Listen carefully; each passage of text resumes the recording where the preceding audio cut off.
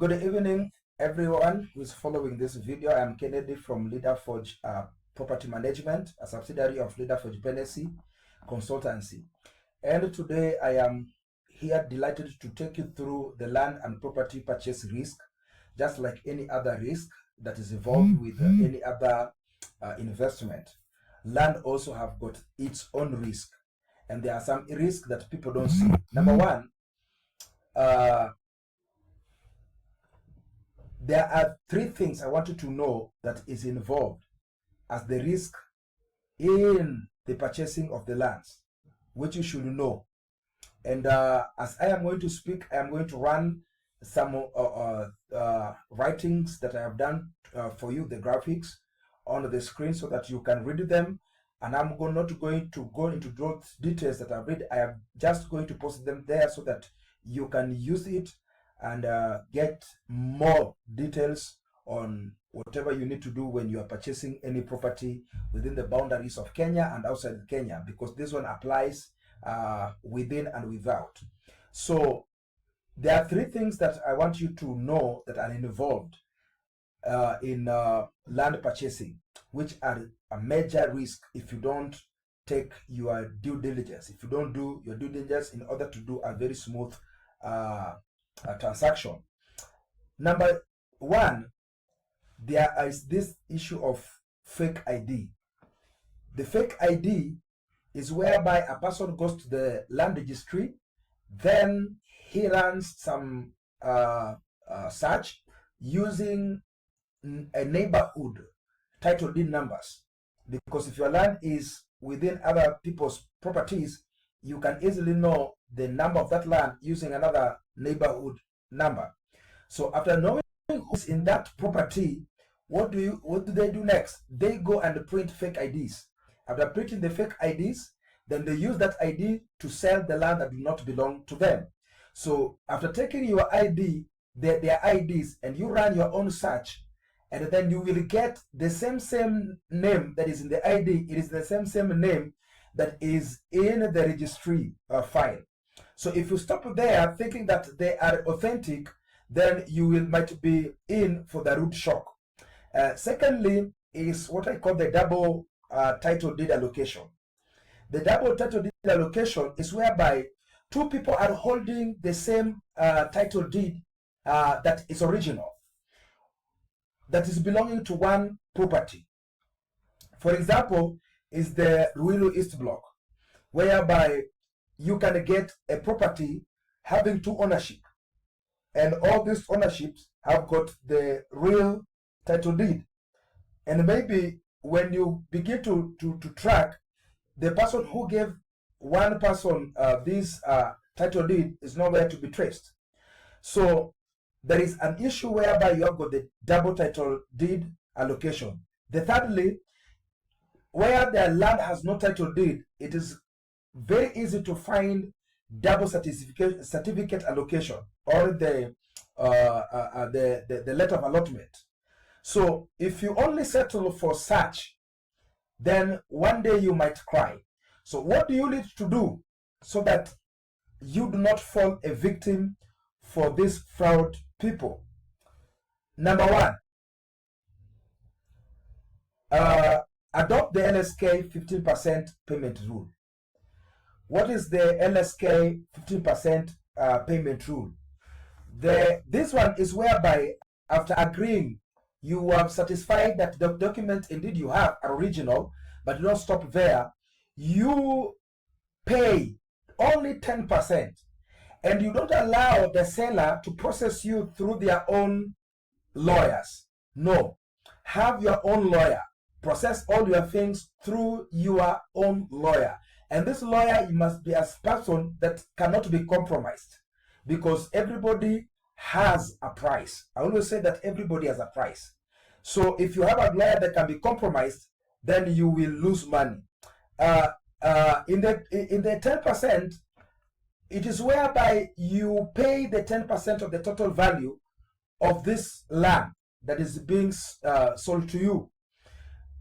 If the land is, let's say, 500,000, I'm just using random figures, then the 10% of 500,000 is 50,000.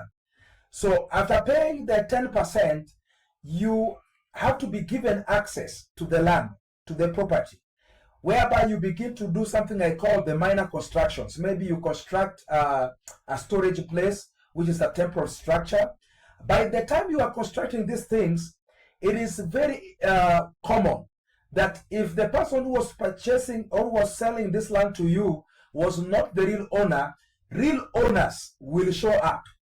Actually, you will not even build these things for 1 week before the real owners come gun blazing with the DCIs, police, and etc.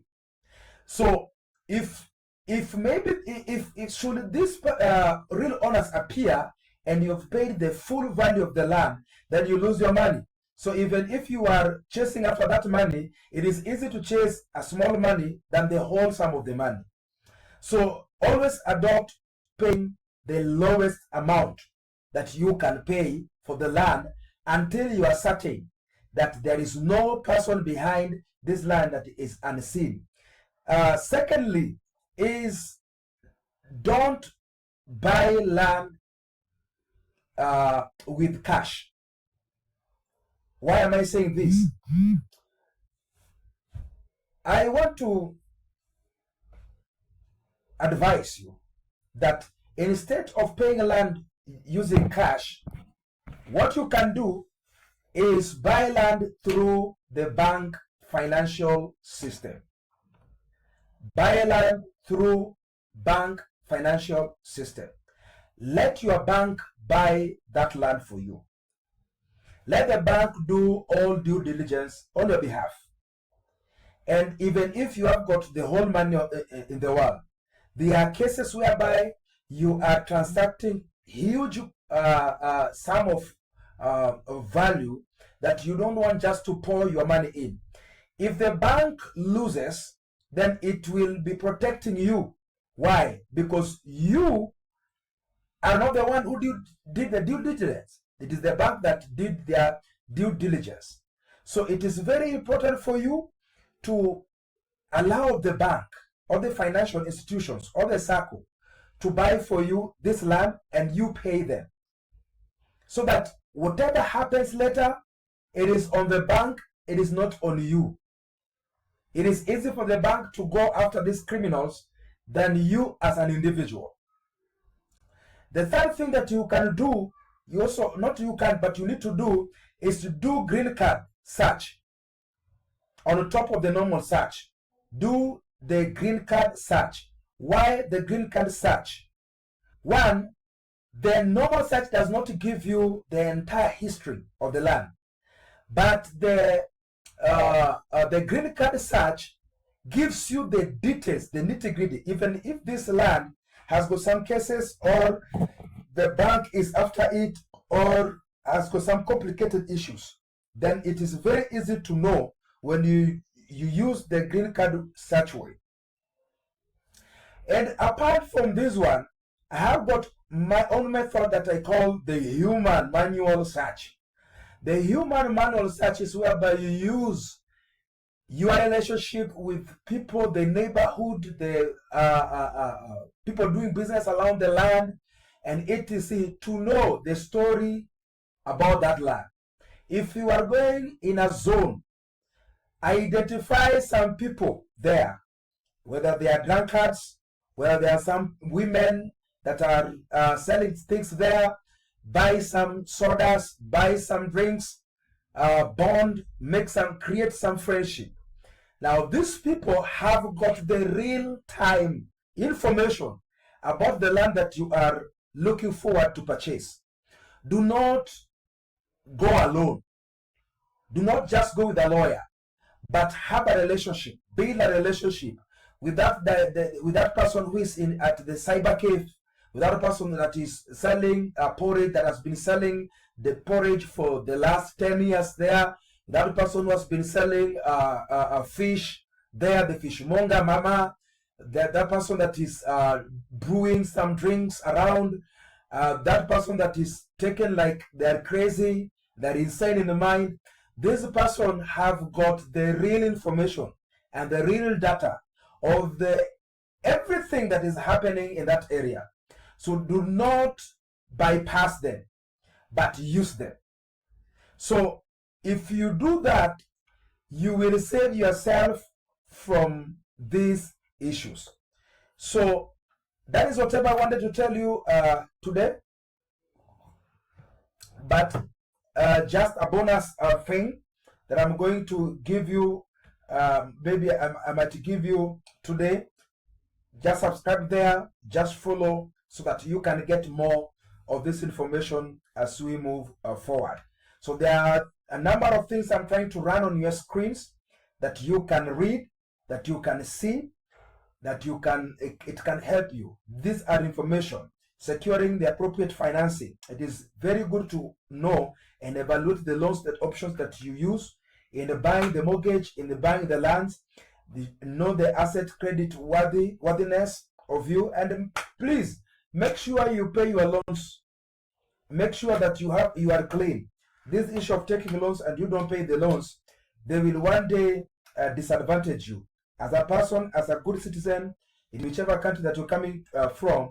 In order to have the financial advantage, make sure that you pay your loans and you pay your debts.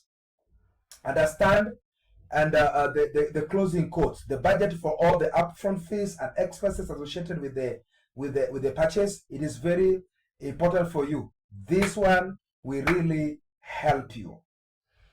Another thing that I might add to you is managing the contractual obligations. Understand the contract terms. This is where now your lawyer needs to come in. Identify the potential risk. We have spoken about that one. The legal, seek the legal counsel. Use your own legal representative. Even if the seller have got their own legal representative, make sure that every paperwork you do in the presence of your legal counsel. It will really help you negotiate the terms and conditions where necessary. It is very important for you. Understand the contract clauses, review all the contractual terms and the conditions. And this one is important, by the way. And maybe let me say this one and then we close this video. Review all the contractual. There is a scenario whereby people rush in the paperwork and they don't understand the terms and conditions that are tied with the contractuals. And for example, I will give you this. You pay someone half of the money. Maybe you have paid them 50% of the value of the property that you are purchasing. Then after paying them, these people disappears. They go, they do their own thing. They clear their messes that they wanted to clear. Maybe it's a loan. Maybe it is a school fee or etc. And then because you agreed that you will be paying them little by little or bit by bit, by the time they are you are at 3/4, they have already sorted their issue and they are ready to give you back the money that you gave them. So that person gives you the money and tells you, I am no longer interested to sell my property. You have to return they force you to return their money and to return their property, and they are returning their money to you. And remember this, that sometimes money, not even sometimes, money do lose their values due to economical factors. When the prices goes up, when the country economically is not doing well, money loses its value. 1,000 today will not be the same 1,000, attract the same strength in 2 years coming or in 1 year coming. So when the person gives you back your money that he took last year, today, maybe 50,000 or 1 million or 20 million, the time today, they will have disadvantaged you because that value is not the same. So make sure within the terms and conditions is that you have a legal agreement. If I'm paying bit by bit, there is no touching that money until I am done with this transaction. So you can open an account and do that. Thank you so much for following me. See you next in the next video. subscribe, and